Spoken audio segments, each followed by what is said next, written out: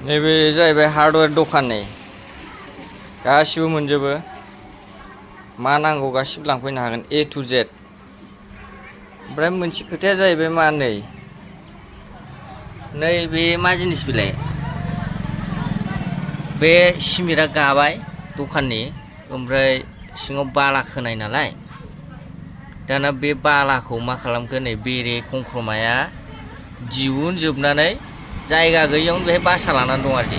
दासो नुदों आङो सासे मानसि खोन्थानानै ओरैबायदि फाग्ला जायगायाव लाखादों जायगाखौनो मोनाखै आरो बिसोरो बेरे खंख्रमा नै दंजोबो बिमाया ओरैबायदि सिङाव बासा लादों बासाखौ नुहुरा